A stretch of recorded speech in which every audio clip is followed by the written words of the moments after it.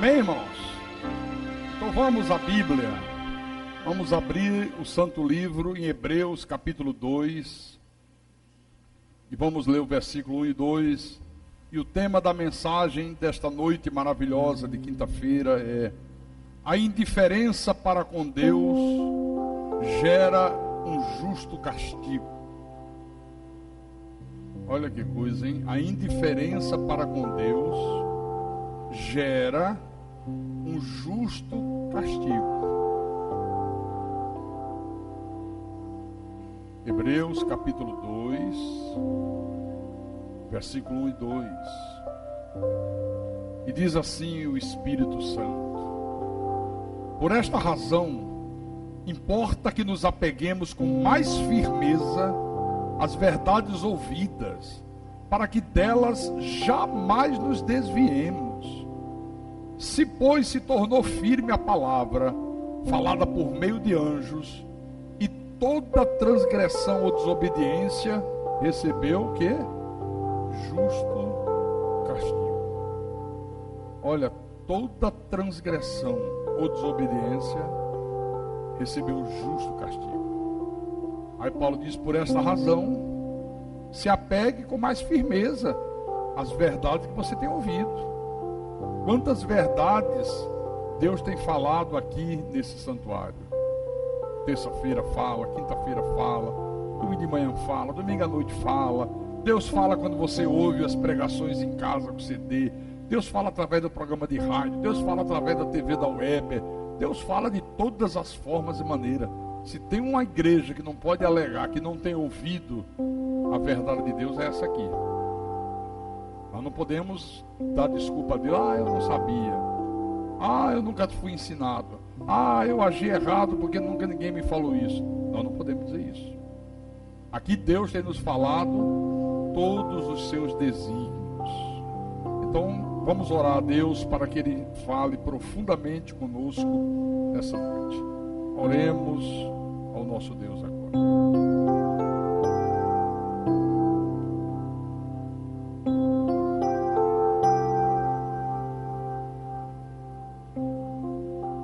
Senhor Jesus Cristo, o Senhor é o nosso Deus, o nosso Pai, o nosso amigo, o nosso Redentor que vive, o nosso Salvador, o pastor das nossas almas.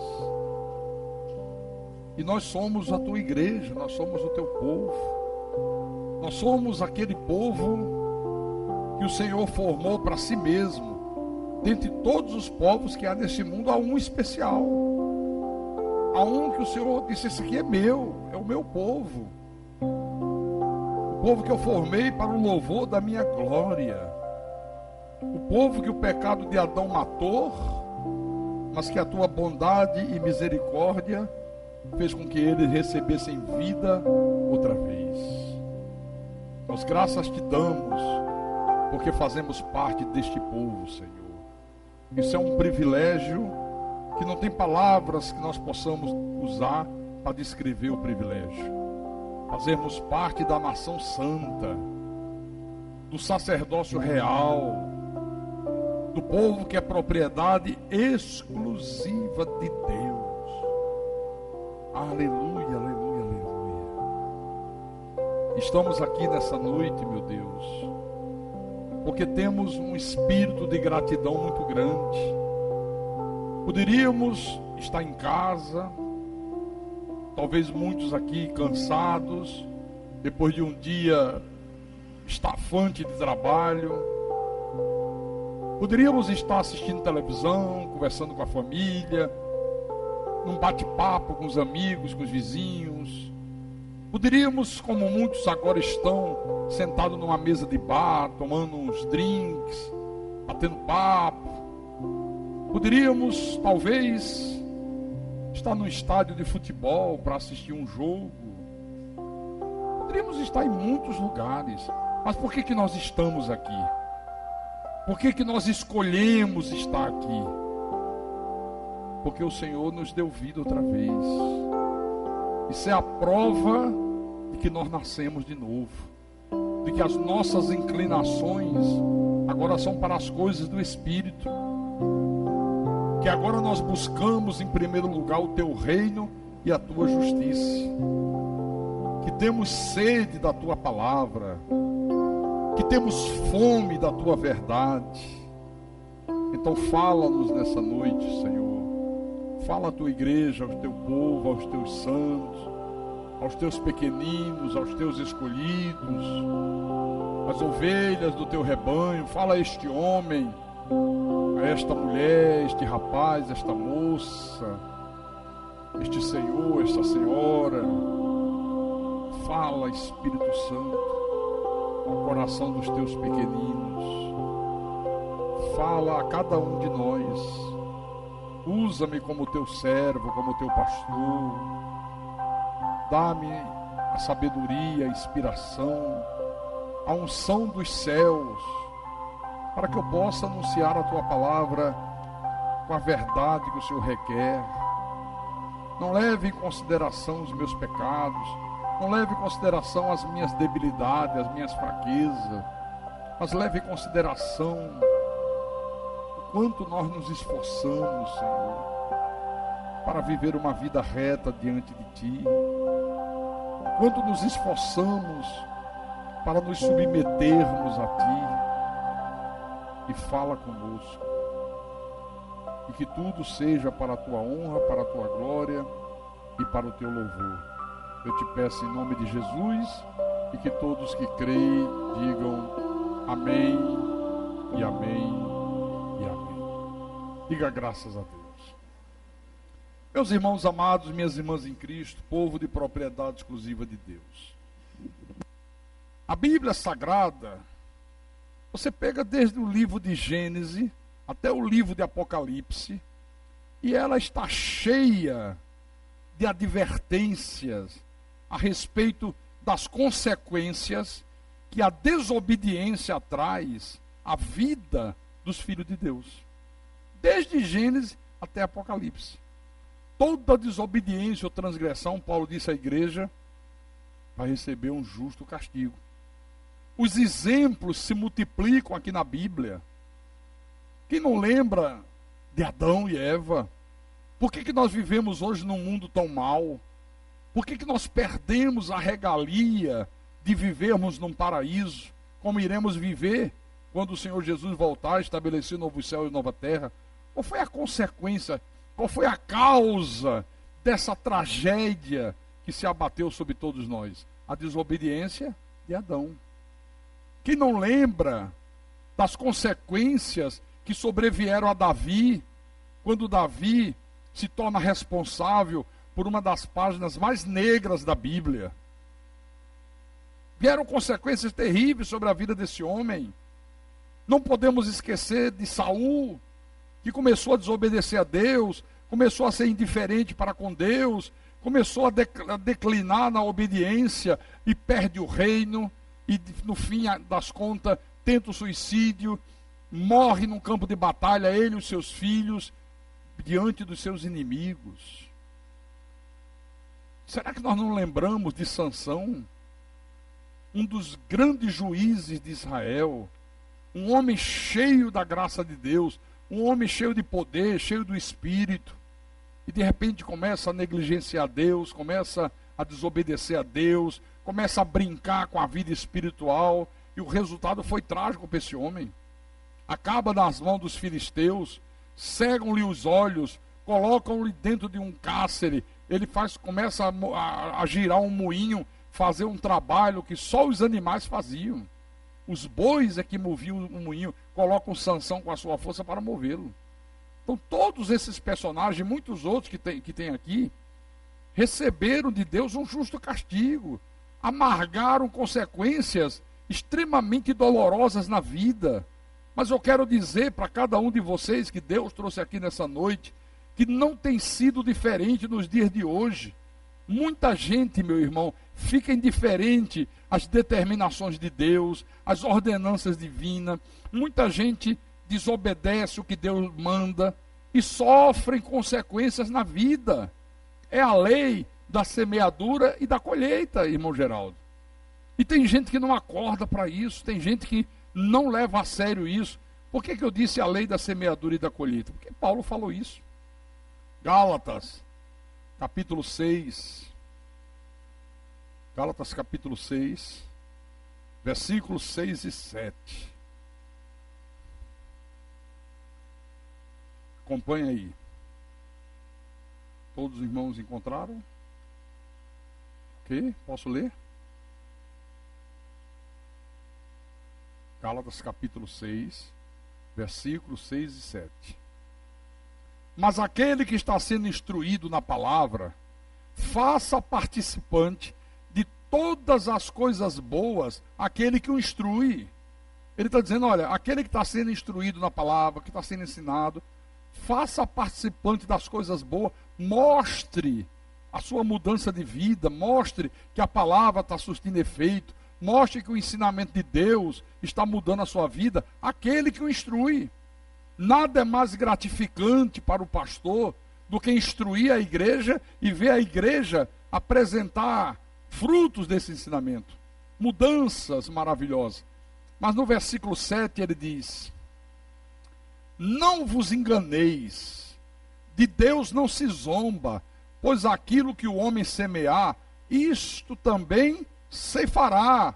Aquilo que o homem planta, o homem colhe. Irmãos, isso aqui vale para todos nós. Isso vale para mim, isso vale para você, isso vale para o irmão que está aí do teu lado, isso vale para todos. Plantou, vai colher. Se você planta uma boa semente, você vai colher um bom fruto. Se você planta uma má semente, você vai colher um fruto mau. Tem gente que está sofrendo hoje consequência de uma má semente plantada ontem. Quem semeia ventos, colhe tempestades. Isso aqui é real. Isso aqui não é uma brincadeira.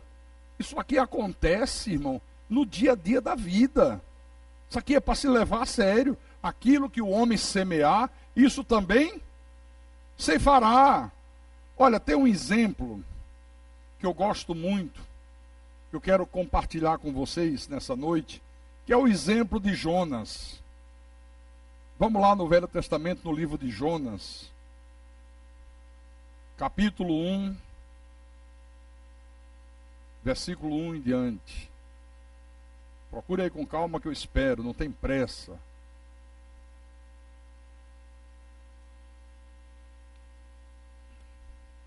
Encontraram Jonas? Hã? Todos? Os irmãos aqui também encontraram? Então acompanhe a leitura que o pastor vai fazer. Veio a palavra do Senhor a Jonas, filho de Amitai, dizendo: dispõe-te, vai à grande cidade de Nínive e clama contra ela, porque a sua malícia subiu até mim. Jonas se dispôs, mas para fugir da presença do Senhor para Tarse. E tendo descido a Jope, achou um navio que ia para Tarse. Pagou, pois, a sua passagem, embarcou nele, para ir com eles para Tarse, para longe da presença do Senhor. Olha que coisa interessante. Irmãos, preste atenção, olhe para o pastor. Jonas é o protótipo daquele filho de Deus que é acomodado, que é desobediente, que é indiferente a Deus, que é ensinado, mas nunca apresenta fruto desse ensinamento, nunca dá mostras de que a palavra está surtindo efeito na vida dele. Na verdade, esse livro aqui de Jonas foi escrito para descrever exatamente a indiferença do povo de Deus para com Deus, a indiferença com o seu chamado. Nós temos o chamado de Deus, nós temos uma vocação. O nosso chamado é para servir. Nós temos uma vocação de servos. Então, esse livro é escrito para descrever a indiferença que a grande parte do povo de Deus tem para com Deus, com o seu chamado, para a sua missão de servo. Veja que Jonas foi indiferente à ordem de Deus. Deus disse: Jonas, dispõe-te, quer dizer, se coloca à minha disposição, faz o que eu te mando, me obedece, vai à grande cidade de Nínive, está aqui, e clama contra ela, prega a minha palavra, anuncia a minha verdade, se coloca à minha disposição. Isso foi uma ordem imperiosa. Quais são as ordens de Deus para nossas vidas? São muitas. Quantas ordens Deus tem dado para mim, Deus tem dado para você?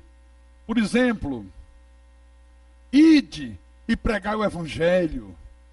Você tem pregado o evangelho? Você tem evangelizado a tua casa, a tua família, os teus vizinhos, os teus colegas, pessoas que você encontra no meio da rua, gente que senta do teu lado dentro de um ônibus, no metrô, num trem, que está numa fila de banco. Outra ordem: amai os vossos inimigos e orai pelos que vos perseguem. Você tem feito isso? Você ora pelo teu inimigo?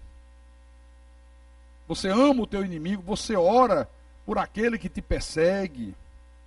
Outra ordenança divina: sede santo, como eu sou santo. Você tem procurado viver uma vida de santidade, que no grego é agiasmo. Santidade, agiasmo, né? Temor reverencial, devotamento, dedicação, viver afastado do que é profano. Você tem procurado ser uma pessoa dedicada para Deus, devotada a Deus, dedicada à palavra, devotada à palavra. Você tem procurado viver uma vida afastada daquilo que é abominável aos olhos de Deus. Outra ordem, nós vimos aqui na terça-feira: em tudo dai graças, em tudo seja grato, em todos os momentos demonstre gratidão a Deus. Lembra que eu falei aqui? Só que essa gratidão tem que ser expressa não só com palavras, mas com palavras e com atitudes. Outra ordem: não deixem de congregar. Não é fazer parte de uma igreja, não é fazer parte do hall de membros, como alguns imbecis ensinam aí fora. Quando Paulo falou com os hebreus, não deixe de congregar, ele estava falando com gente que estava na igreja. Judeus, recém-convertidos ao cristianismo.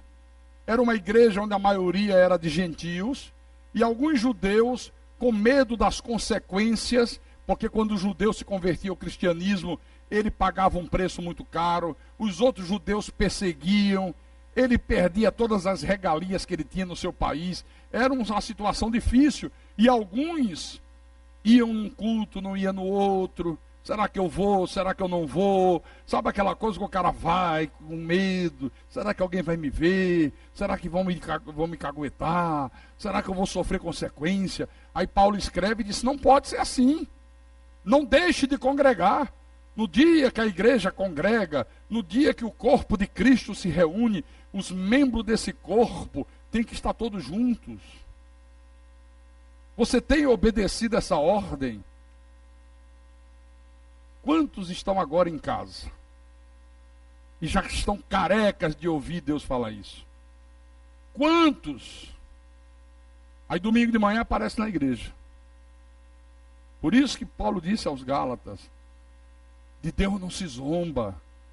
No grego essa palavra zomba é mukterizo.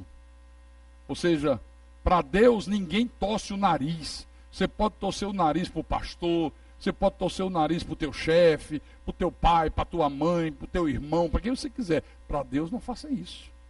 Torcer o nariz é aquele sentido que você recebe uma ordem e vai, é ruim que eu vou obedecer. Não tem gente que faz isso? Vou muito fazer. É isso que Paulo diz: de Deus não se zomba, para Deus não se torce o nariz. Outra ordenança de Deus: considerai o meu santo dia digno de honra e o honrai. Você tem considerado o dia do Senhor digno de honra? É aquele dia que você diz: é todo ele dedicado para Deus, eu não assumo compromisso, eu estarei na igreja domingo de manhã, eu estarei na igreja domingo à noite, eu não vou visitar ninguém, eu não vou passear, eu não vou cuidar dos meus interesses, como está escrito na palavra. Isso é ordenança. Sede fiel nos dízimos, sede generosos nas ofertas. Você tem sido um fiel dizimista? Tudo que Deus faz chegar às tuas mãos, você tem o cuidado de, a primeira coisa, separar as primícias para Deus, antes de pagar a conta, antes de usufruir. Espera aí, o dízimo tem que ser as primícias. Você tem sido fiel a Deus dessa forma? Você tem sido generoso na tua oferta? E não é só a oferta financeira, é a oferta do teu tempo, oferta do teu talento, oferta do teu tudo, da tua vida para Deus. Quantas ordenanças! Aí eu pergunto: A qual ordenança de Deus você tem sido indiferente? O que Deus tem ordenado você fazer e que você não tem feito? Pense nisso aí agora. O que Deus tem ordenado, dentre dessas coisas que eu falei, tem muitas outras, que vocês sabem muito bem. Maridos, amai a vossas esposas, como Jesus amou a igreja. Esposa, sede submissa aos vossos próprios maridos, como ao Senhor. Filhos, honrai os vossos pais. Tem muitas ordenanças. Qual a ordenança que Deus tem feito, determinado você fazer e que você não tem feito? Jonas foi indiferente à ordem de Deus. Dispõe-te, te coloca à minha disposição, vai para Nínive, proclama a minha palavra na cidade de Nínive. Ele se dispôs, mas para fugir de Deus, compra uma passagem, entra num navio e vai para a cidade de Tarse, para longe da presença de Deus. Que coisa impressionante isso aqui. Você que não esteve aqui terça-feira à noite, como alguns não estão hoje, onde você estava na terça-feira à noite? Onde você estava terça-feira à noite? A ordem de Deus não era para você estar aqui? Ou não era? Era ou não era?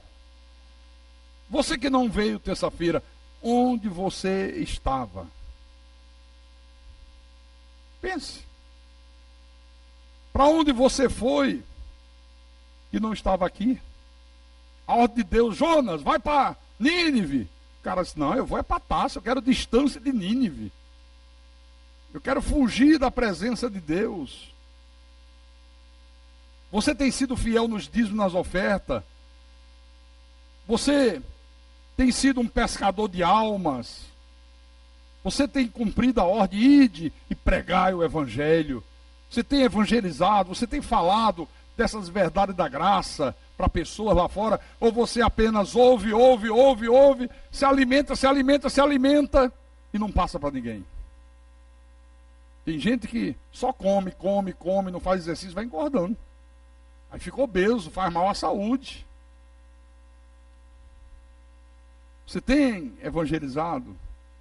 Você tem sido um ganhador de almas? Você tem sido grato a Deus? Você tem vivido uma vida de santidade? Você tem guardado o dia do Senhor? Tem que pensar nisso. Porque Jonas, olha, é indiferente à ordem de Deus e recebe de Deus uma advertência. Deus dá logo uma advertência, diz, olha, eu sou Deus, eu sou o Senhor, quer ver? Na sequência aí, ó, versículo 4 e 5. Comprou uma passagem, entrou no navio, não vou para Nínive, vou para Tarso, quero fugir da presença do Senhor. Aí Deus diz, tá bom. Versículo 4 e 5. Mas o Senhor lançou sobre o mar um forte vento, e fez-se no mar uma grande tempestade, e o navio estava a ponto de se despedaçar. Então os marinheiros, cheios de medo, clamavam cada um ao seu Deus, e lançavam ao mar a carga que estava no navio, para o aliviar do peso dela. Jonas, porém, havia descido ao porão e se deitado, e dormia profundamente. Olha como esse homem foi indiferente à advertência de Deus. Eu pergunto, será que Deus, meu irmão, não já deu início a uma tempestade na tua vida para advertir você a se consertar com ele?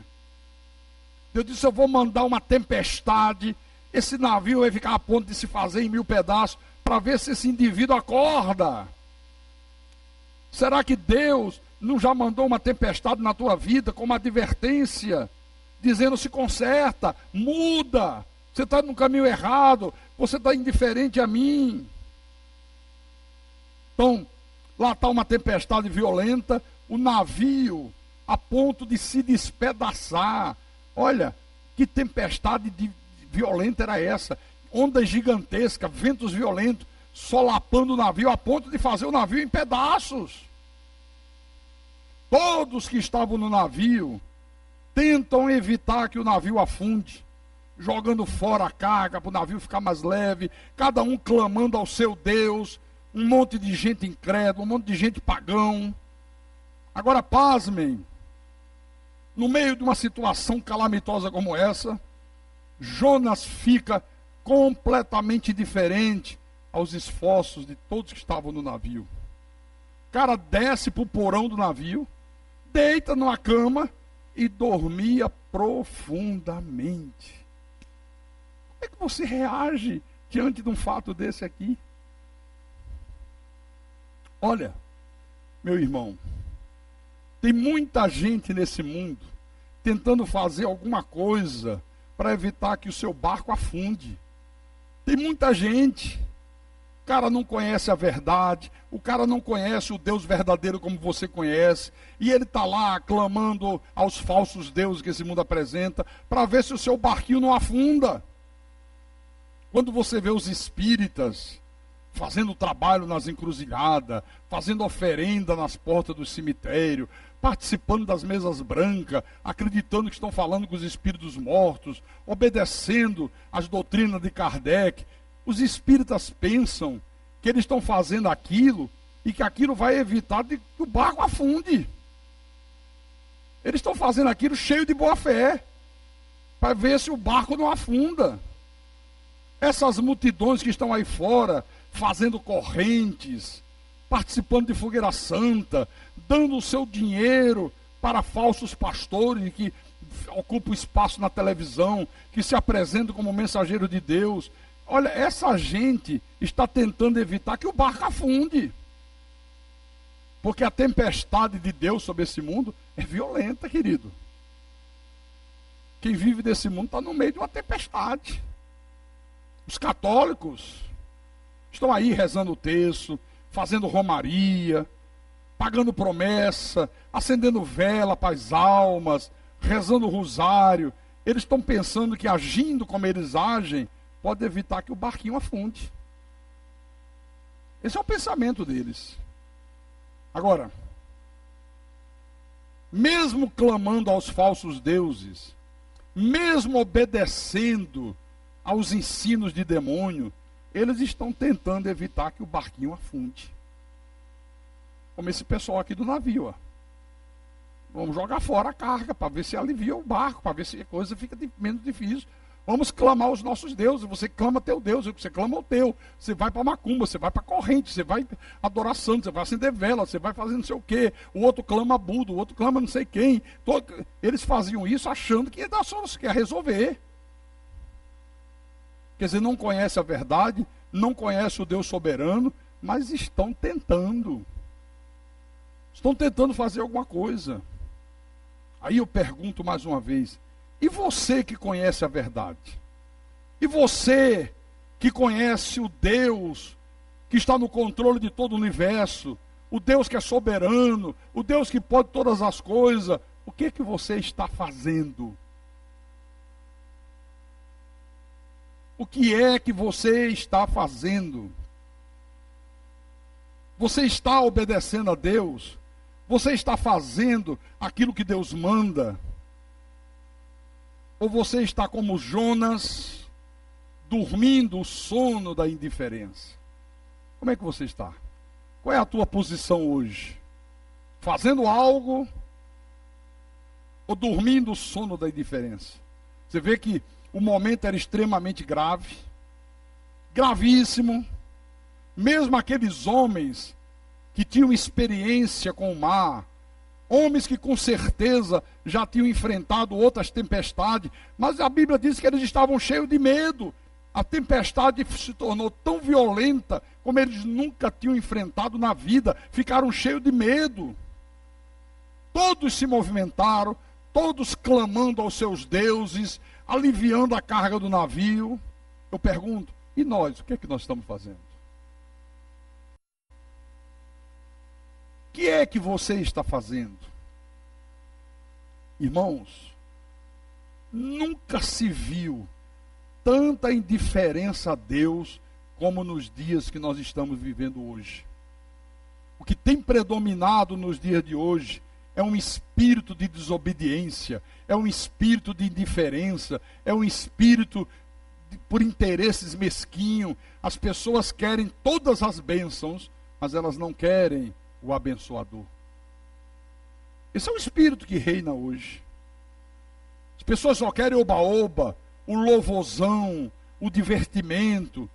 Querem uma igreja que tenha teatro, que tenha um festival de música. Não, tem que movimentar a igreja. Igreja não é diversão. Você quer diversão? Vai para o parque de diversão. Quer se divertir? Vai assistir um bom filme. Vai a um teatro. Vai ao shopping. Igreja não é lugar de diversão. Então querem diversão, querem oba-oba, só não querem compromisso. Não querem compromisso. O que tem predominado, irmão Geraldo, é um espírito de total desobediência a Deus. Querem qualquer heresia, menos o evangelho da graça de Deus. Qualquer ensinamento estranho, diabólico, a turma abraça. Agora, proclame o evangelho da graça de Deus, que aí a indiferença se estabelece. Torce o nariz para Deus.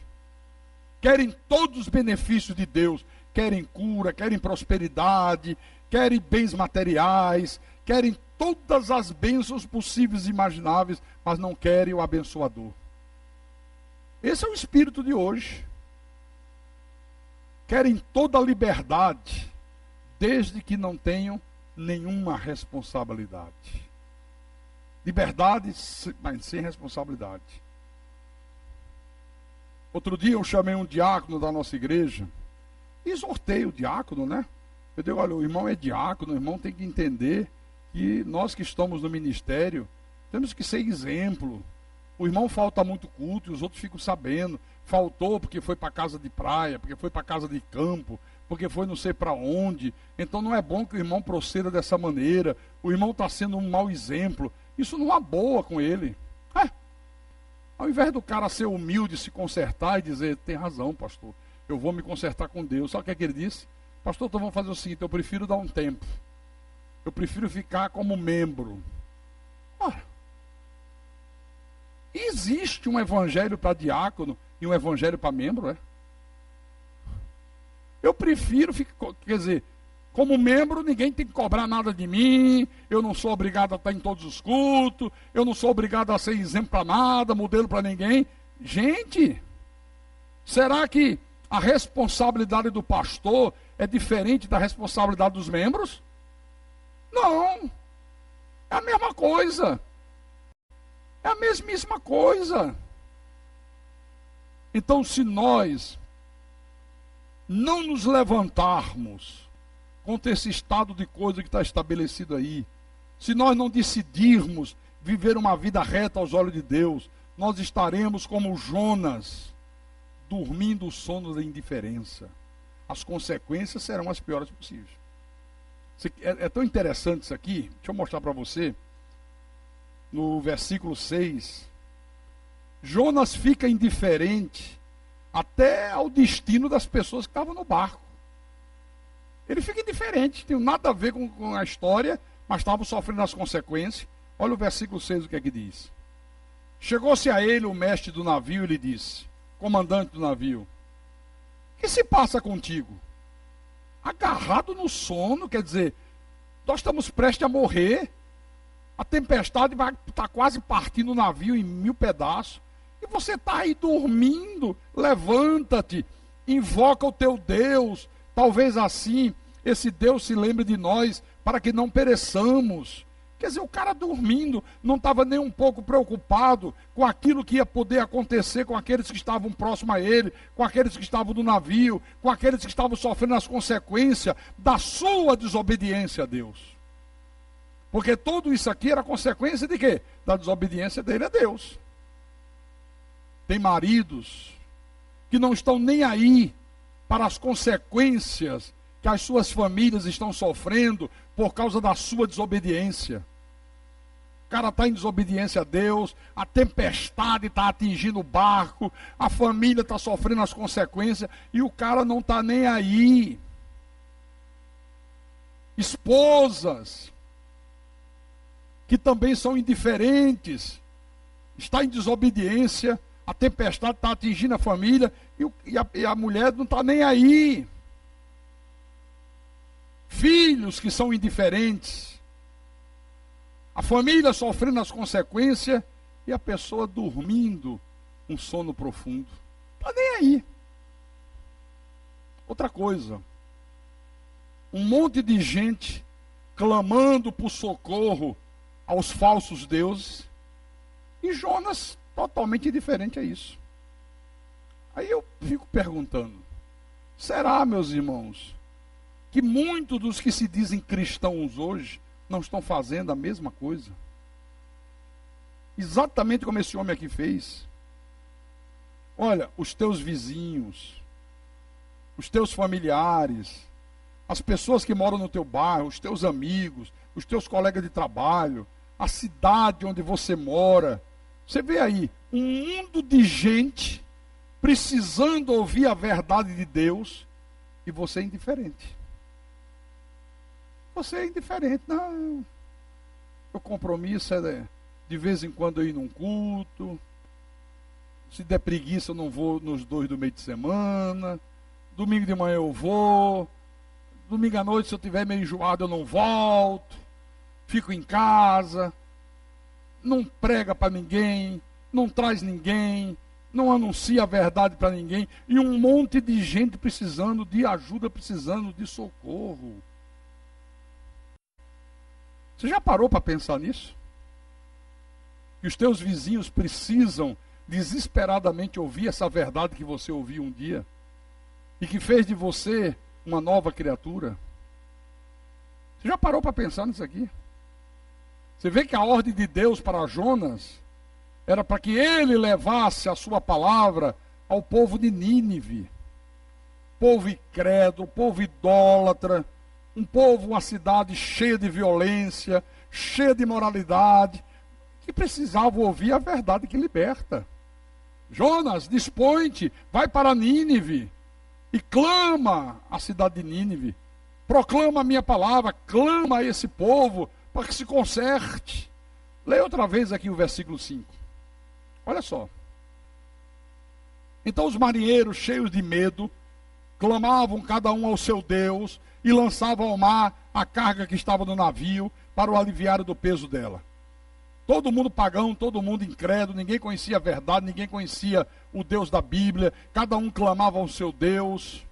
E o que conhecia Deus? Jonas desceu ao porão, se deitou e dormia profundamente.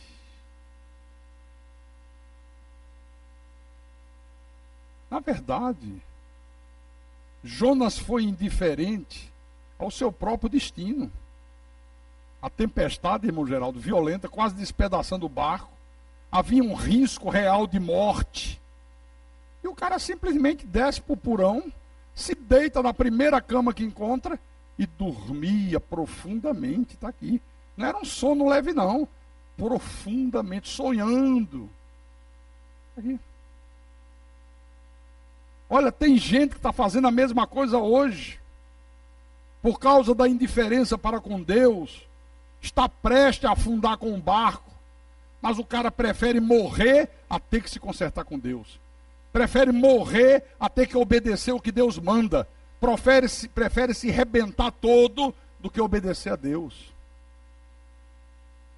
Como eu já vi isso. Como eu já vi isso ao longo do meu ministério. Jonas disse, sabe de uma coisa?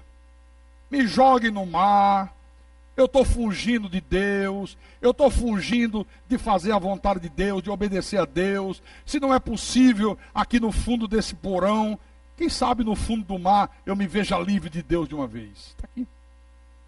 Olha a que ponto chegou, irmão Geraldo, a dureza do coração deste homem. Me joga, eu quero morrer afogado.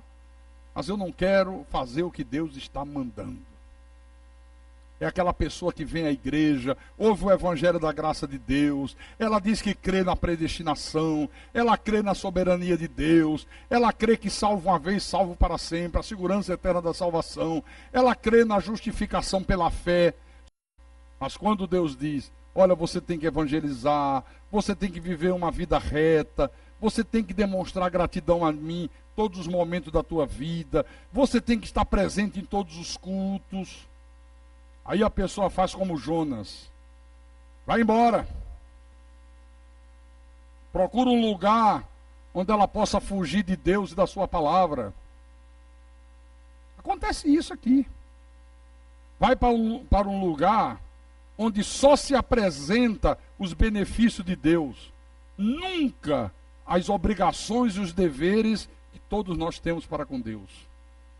Aí o cara diz, não, aqui a igreja é muito duro, o pastor Carlos é muito radical, eu vou para uma igreja mais light, eu vou para uma igreja onde o pastor só faz dizer que eu sou um abençoado, eu sou um predestinado, ele não perturba a minha cabeça porque eu falto culto, ele não fica pregando sobre essas coisas porque me incomoda, porque eu sou um desobediente mesmo, eu vou para um lugar light.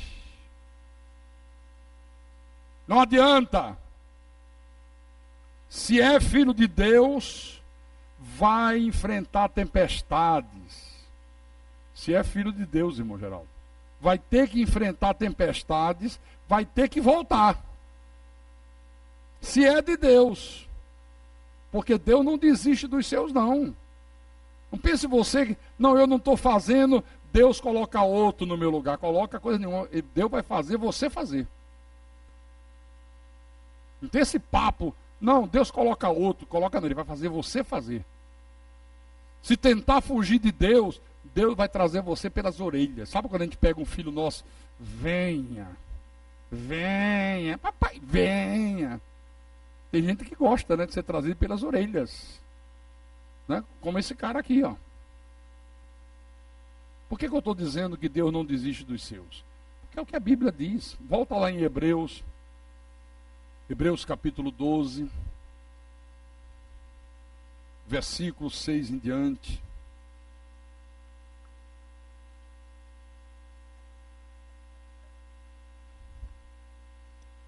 Ok? Capítulo 12, versículo 6 em diante. Porque o Senhor corrige a quem ama e açoita a todo filho a quem recebe. Deus corrige a quem? A quem ama. É para a disciplina que perseverais. Deus vos trata como filhos. Pois que filho há que o pai não corrige? Mas, se estáis sem correção, de que todos se têm tornado participantes, logo, sois bastardos e não filhos. Quer dizer, às vezes a pessoa não dá a mínima para Deus, é indiferente a Deus, não obedece, faz o que quer e tem vontade, não está nem aí. E você olha e não acontece nada. Você diz, como é que é possível? Eu cometo uma desobediênciazinha, parece que o mundo desaba sobre a minha cabeça. O outro lá pinta e borda e não acontece nada. Está aqui, ó. Quem não é filho, quem é bastardo, Deus deixa para lá. Ele foi posto nesse mundo para isso. Foram postos para serem desobedientes à palavra, para tropeçarem na palavra. Agora, se é filho, Deus corrige. Porque Deus ama os seus filhos. Você vê que, apesar de toda a indiferença de Jonas, Deus não escolheu outro. Deus não disse, problema de Jonas, vou procurar outro para ir para Nínive. Deus não faz isso. Volta lá, em Jonas. Capítulo 1, versículo 15 em diante. E levantaram a Jonas e o lançaram ao mar, e cessou o mar da sua fúria. Temeram, pois, estes homens extremos ao Senhor, e ofereceram sacrifícios ao Senhor, e fizeram votos. Deparou o Senhor um grande peixe, para que tragasse a Jonas, e esteve Jonas 3 dias e 3 noites no ventre do peixe. Me jogue no mar, Já que vocês estão me perturbando, até me acordar, eu aqui dormindo. Olha, deve ser um problema com você, cara. Você que é o responsável por isso. É verdade, eu sou o responsável. Eu estou fugindo de Deus. Eu estou sendo desobediente a Deus. Deus mandou eu ir para Nínive, eu estou indo para Tarsis. Eu sou cabeça dura, eu sou cabeça de prego. Por isso Deus está me advertindo. Então me joga no mar, já que não pode ser aqui no fundo do navio, no porão. Quem sabe no mar as coisas se acabem. Ah, é? Pega o tal de Jonas... joga no mar. A tempestade. O cara deve ter pensado, agora acaba de ver que eu vou morrer afogado. Estou em alto mar, resolvo o problema. Está tudo resolvido. Não, não estava resolvido não. Deus pega e faz, baleia! Engole aquele indivíduo ali. Abre o bocarrão e deixa a água entrar, ele vai entrar como se estivesse num parque de diversão. E vai ficar na barriga da baleia. 3 dias e 3 noites no ventre de um peixe. Dá para você imaginar o pavor? A gente fica apavorado se trancar a gente dentro de um quarto. Acorda a Irani aí, senão ela vai cair e quebrar o pescoço. Você fica dentro de um quarto escuro, dá pavor? Agora imagine dentro da barriga de uma baleia. 3 dias e 3 noites. Viu? Imagina. Imagine aí na tua cabeça o que deve ter sido o pavor desse homem aqui. Agora, no capítulo 2... depois de 3 dias e 3 noites, aí o caboclo disse, meu irmão, eu me rendo.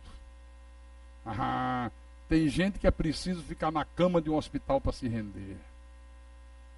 Tem gente que se rende depois que perde tudo.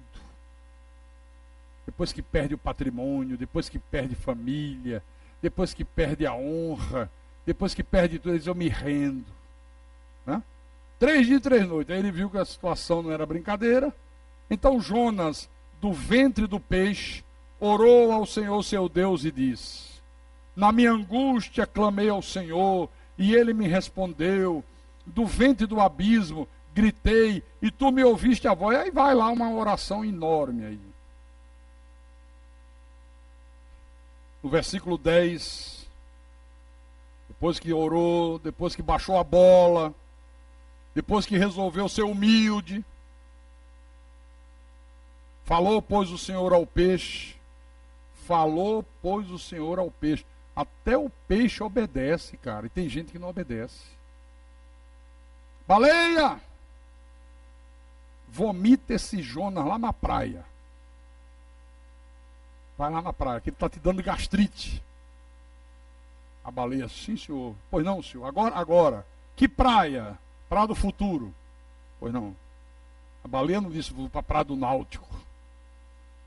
Para Praia do Futuro? Para Praia do Futuro. Não pode ser em Canoa Quebrada? Não, é Praia do Futuro. A baleia chegou na Praia do Futuro. Vomitou Jonas saiu pela boca do peixe. Doido, desesperado. Vomitou a Jonas na terra.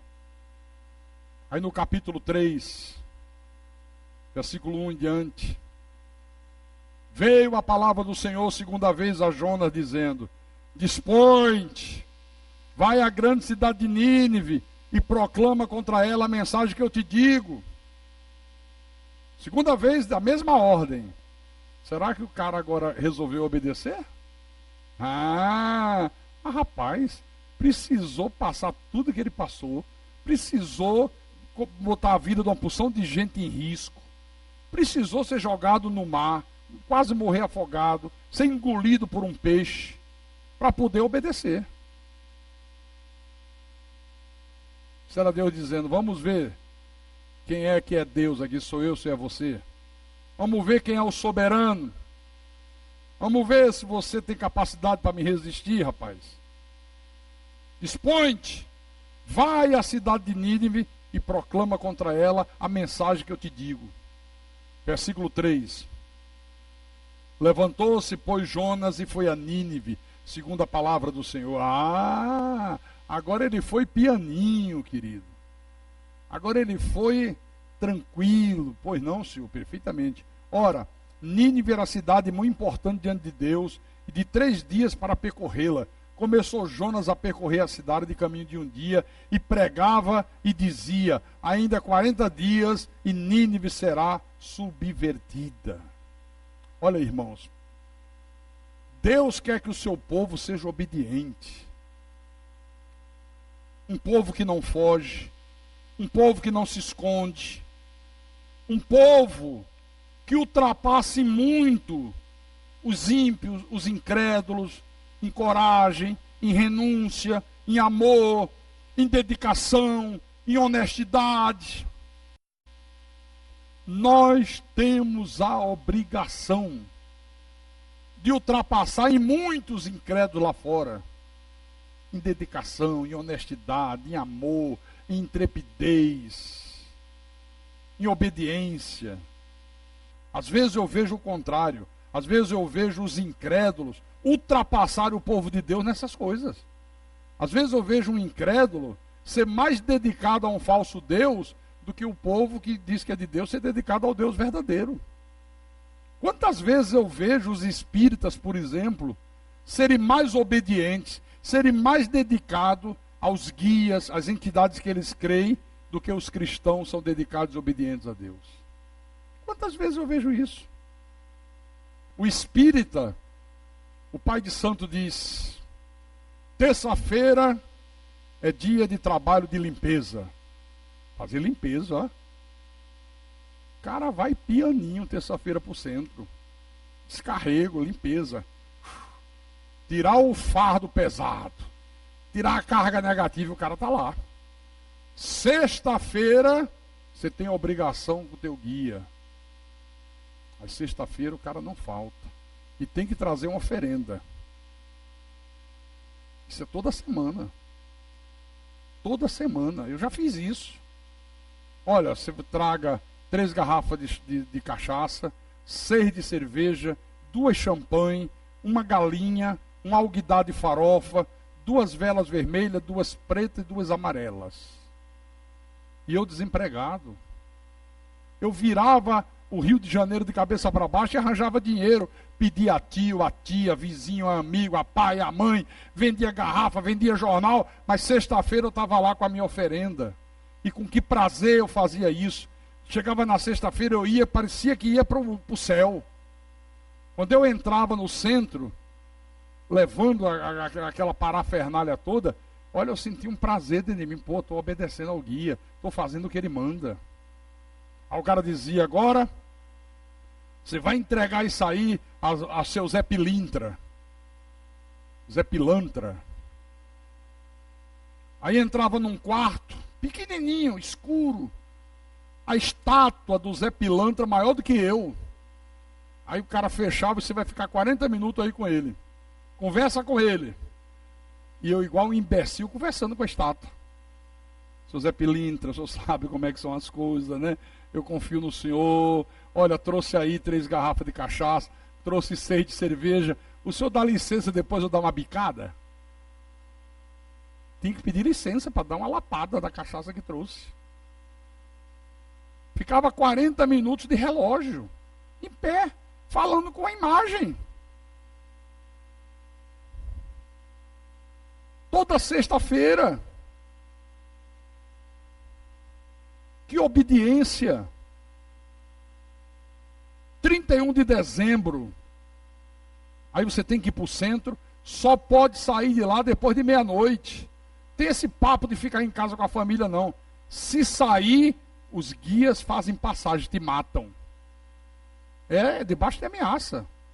Pode quebrar a tua perna, pode colocar um câncer, aí você fica lá na gira, é um dia especial para eles, só pode sair depois da meia-noite. Não falta um, querido.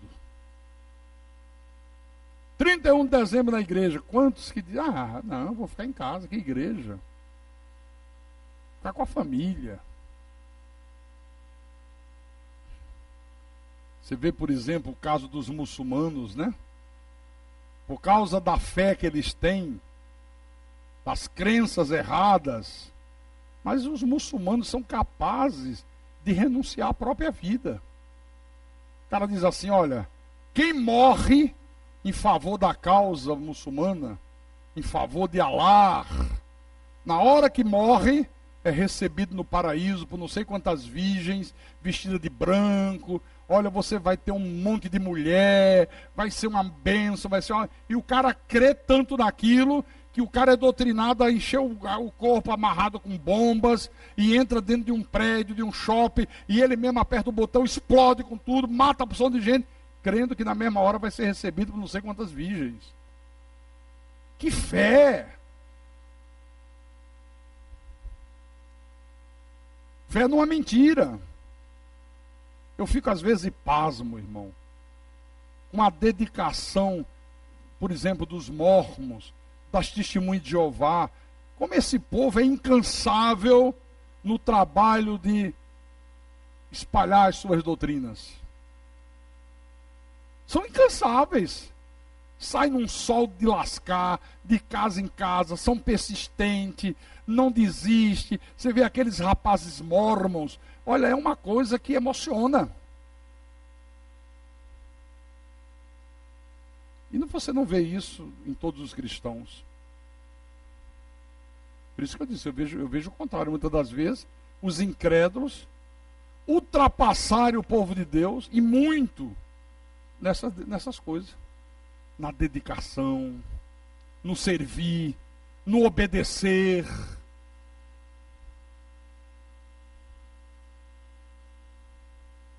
Meu irmão,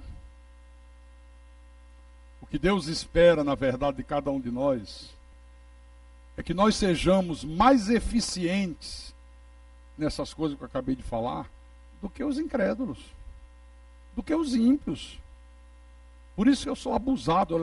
Eu não aceito que um pagão, um incrédulo, seja mais submisso ao Deus falso que ele crê, do que eu sou submisso ao Deus verdadeiro que eu creio. Eu não aceito nem que a vaca tussa. Não aceito mesmo. Não aceito. Não aceito que o incrédulo seja mais dedicado às mentiras que lhes ensino, do que eu sou dedicado à verdade que o Espírito Santo me revela. Mas não aceito. E você? Será, meu irmão, que nós não temos aqui no nosso meio pessoas que estão agindo exatamente como Jonas agiu? Os que não estão aqui nessa noite estão fazendo o que Jonas fez. Vai para Tarsis. Vai para Nínive. Vou para Tarsis. Vai para o culto. Não, vou para casa. Vai para a igreja. Não, eu vou bater papo com os amigos. Rapaz, tu é de Deus ou tu é do diabo? Decide a tua vida. Se é de Deus, vai vir uma tempestade de lascar. Vai vir uma tempestade que o cara vai empenar. Até ele se render e dizer, não aguento mais. Dura coisa é recalcitrar contra os aguilhões. Dura coisa é recalcitrar contra os aguilhões. Cuidado. Isso aqui é um alerta de Deus. Para mim e para cada um de vocês. Para mim e para cada um de vocês. Ou você que não tem levado Deus a sério, ou você que tem sido indiferente, vai esperar a tempestade chegar. Se é que já não chegou. Eu conheço gente aqui dessa igreja de Fortaleza que está perdendo tudo que tem. Gente que era próspero, gente que estava com seus negócios indo de vento em popa, a empresa pulando, progredindo, e agora está no buraco, está no fundo do poço, o casamento quase acabado. Olha, uma tragédia. Porque começou a fazer o que Jonas fez. Ao invés de vir para o culto, ia cuidar dos negócios. Por que você não veio? Não, eu estava com um pessoal, sabe como é que é?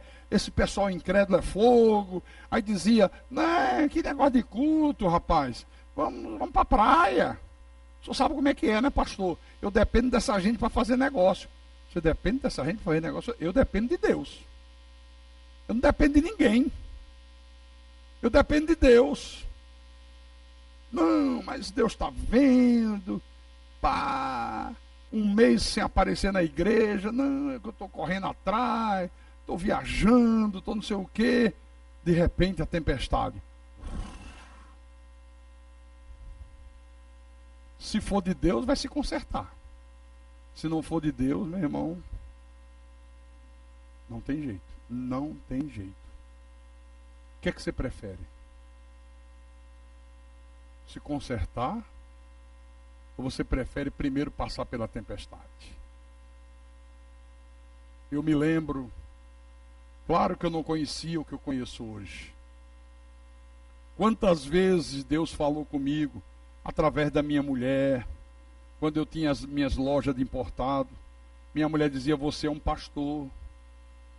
Como é que você viaja para fazer compras? Fica 30, 40 dias na América. A igreja na mão de pastores inexperientes. Aí eu nunca dava o braço a torcer.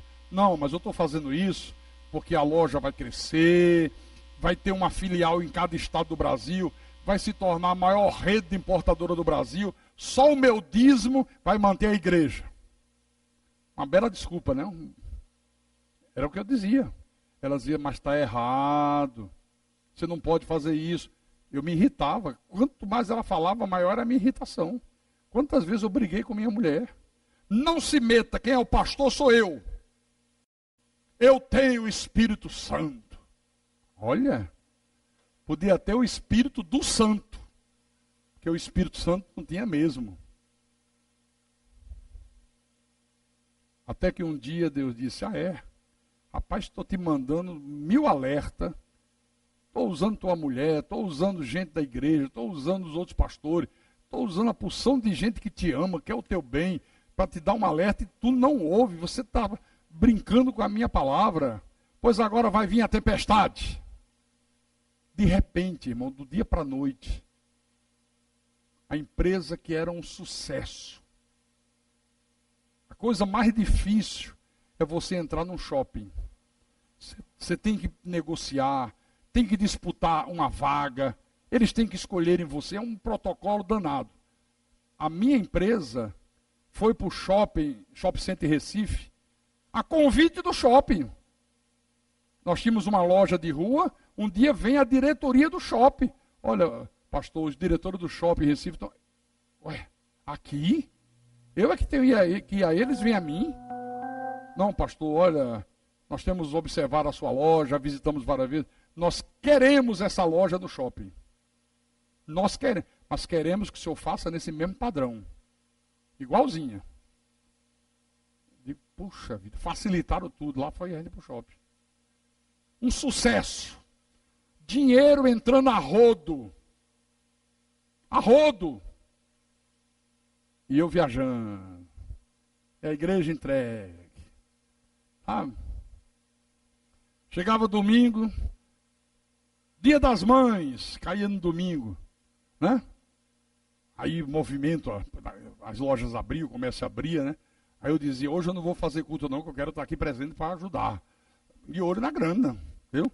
E os carros parando, e nego entrando, e compra. Quanto é que já apurou? Quanto é que já vendeu hoje? Já vendeu 100 mil. Opa, que tem que chegar nos 200 hoje. E não ia nem fazer culto. Vocês acreditam nisso? Eu não ia fazer culto. Coitadinha da minha mulher, não faça isso.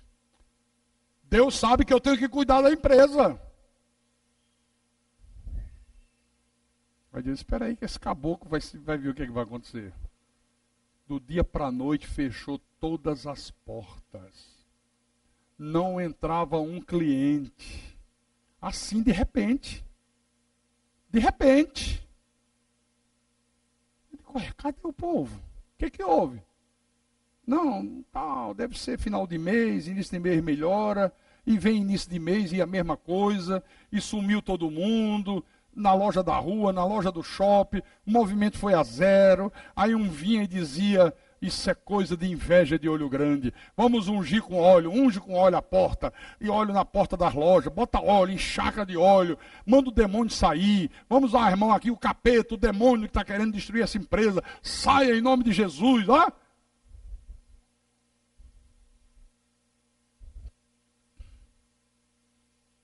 Eu disse, ainda é pouco. Ainda vou botar alguém para te roubar. Eu tinha posto um cunhado meu para ser gerente. O cara estava roubando até dizer basta. Deu um desfalque na loja impressionante. Porque eu confiava tudo nas mãos dele. Tirava o dinheiro, investia na Bolsa de Valores do Rio de Janeiro. E eu não enxergava. Até que um dia, os diretores do shopping chamaram e disseram, olha, pastor, desse jeito não dá mais para continuar, porque o que a loja está vendendo não compensa o faturamento, porque era comissão percentual, se vender tanto, paga tanto pela loja. Se não vende, isso não compensa. Olha, e o desespero. Digo, meu Deus, e agora? Faço uma auditoria, o cara diz, olha, está falida. Só tem um jeito.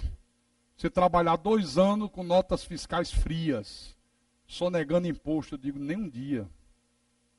Então fecha. Foi quando foi o início da graça de Deus. Aí Deus falou pela segunda vez, vai ser meu servo ou não vai ser meu servo? Vai dar ouvido à minha voz ou não vai dar ouvido à minha voz? Vai continuar nesse oba-oba de viagem ou vai servir a mim como eu determino? Senhor, eu vou servir a tu como determinas. Fechou tudo. Perdi tudo. Tive que pagar dívida com as mercadorias, com as instalações, os móveis. Ainda fiquei devendo imposto. Acabou, geral.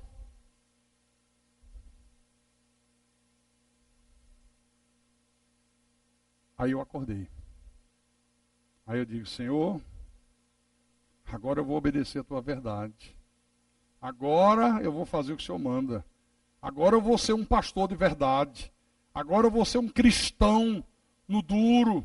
Agora o que o Senhor mandar, farei. E por isso estou aqui até os dias de hoje. Mas a tempestade foi violenta, viu, querido? Não queira passar pela tempestade. Não queira. Não queira. Eu podia ter perdido o meu casamento. Não perdi porque Deus ainda teve misericórdia. Porque as bobagens que eu fiz era para ter perdido o casamento. Podia ter perdido meus filhos. Tanta besteira que eu fiz. Mas a misericórdia de Deus é grande, né? Elas se renovam a cada dia. Por isso que hoje eu tenho condições de pregar e exortar cada um de vocês. E dizer, a indiferença para com Deus gera um justo castigo. Terrível esse castigo. Não queira que isso aconteça na tua vida. Em nome de Jesus. Amém? Quando Deus disser, dispõe-te, diga perfeitamente. Vai para o louvor. Opa, Deus está me inquietando. Vou para o louvor. Vou louvar. Vai ser um ministro, vai ser um diácono. Deus está te inquietando para ser um pastor. Opa, estou sentindo uma chamada de Deus. Pastor, estou sentindo uma chamada de Deus. Eu estou disposto a largar tudo. Eu estou disposto a fazer qualquer negócio para pregar a palavra do Senhor. Faça.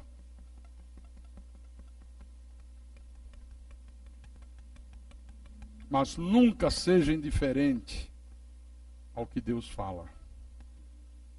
E essa atitude começa pelas pequenas coisas. Começa pelas pequenas coisas. Não fique domingo à noite em casa. Você está aqui. Terça-feira, você está aqui. Debaixo de pau e pedra, chuva ou sol. Quinta-feira é para estarmos aqui. A não ser que você esteja doente. Caso contrário, é para estar aqui. Seja um ganhador de almas. Acorde. Acorde. Eu pergunto aqui, quem está pela primeira vez? Quer ver eu perguntar? Quem está nos visitando hoje pela primeira vez? Só aquele rapaz. Quem te trouxe aqui? Ninguém. Deus. Não, que foi Deus, eu sei. Mas eu digo, qual foi o instrumento que Deus usou? Alguém te evangelizou? Você ouviu a rádio? Ia passando? Hã? Ia passando e entrou. Tá vendo? Ia passando e entrou. Fora ele, cadê o resto?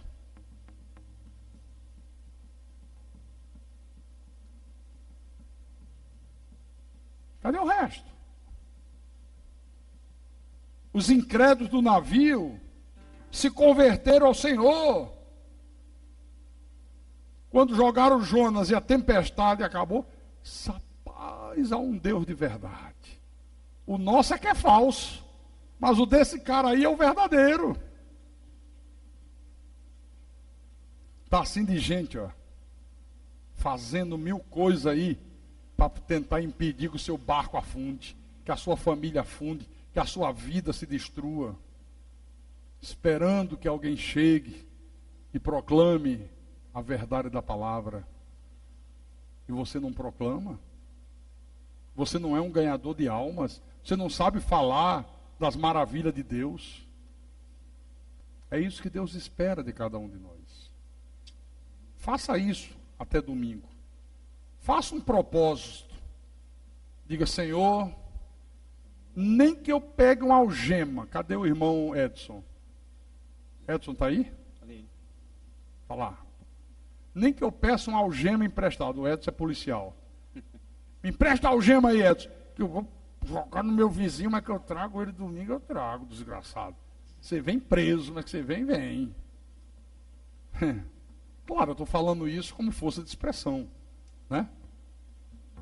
No sentido de que você se dedique, não, eu vou trazer, eu vou evangelizar, Deus vai me colocar alguém na minha frente, pode ser um vizinho, pode ser um parente, pode ser um amigo, pode ser um colega de trabalho, pode ser um estranho.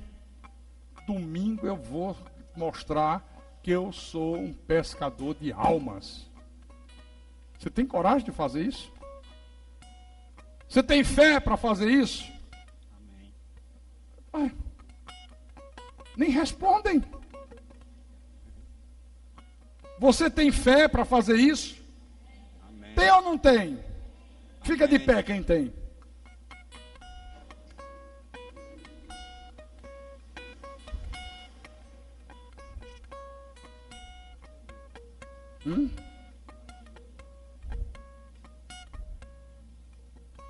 Vem aqui na frente.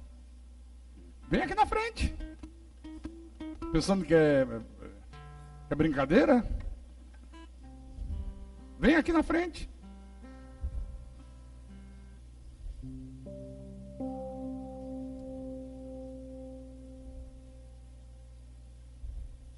Venham, se aproximem. Não dá choque não, o altar não.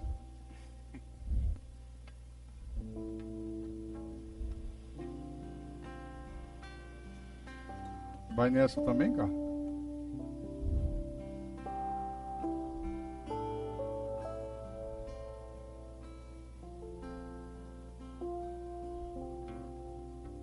Senhor Jesus Cristo, nosso Deus e nosso Pai. Não, pode olhar para mim. É oração de olho aberto mesmo. Esse povo que está aqui está dizendo que tem fé para cumprir a tua ordem, ir e pregar. Que tem fé para ser pescador de almas. Jonas, quando foi a Nínive, toda a cidade de Nínive se converte. Está vendo porque é que Deus estava mandando ele ir a Nínive? Porque Deus sabia que era uma cidade de eleitos. Mas o cara, não, esses ninivitas, um bando de incrédulo, bando de macumbeiro, meu vizinho pastor só quer saber do candomblé, nem adianta eu falar. Ah, é? Virastes Deus? Já sabe que ele não é ovelha? Ou isso é uma desculpa para não ter que pregar para ele? Para não ter que insistir? Para não ter que perseverar? Para não ter que dizer, eu te levo, vamos junto, eu pago a tua passagem, eu te levo no meu carro. Mas não, você vai, nós vamos. Porque tem gente que precisa de um empurrão. Tem gente que só pega no tranco, igual o carro velho. Na chave, e vamos empurrar. Pisa na embreagem, o danado do carro pega. Tem gente que é assim, querido. É mais fácil pegar na chave, né? Tranquilo. Empurrar carro para ainda pegar não é bom, não. Aí tem gente que só quer aquele que pega na chave. Olha, vamos na minha igreja? Vou, eu pago até a tua. Em vez de você pagar do cara, o cara paga a tua. Que benção. Olha, vai até pagar a minha passagem. Que evangelismo maravilhoso. Às vezes é preciso empurrar. Às vezes dá trabalho. Então, Senhor Jesus, está aqui essas pessoas que disseram que tem fé para isso, que tem coragem para isso. E eu as apresento a Ti, ó Deus Todo-Poderoso, em nome de Jesus, para a glória do Teu santo nome. Amém? Pode sentar.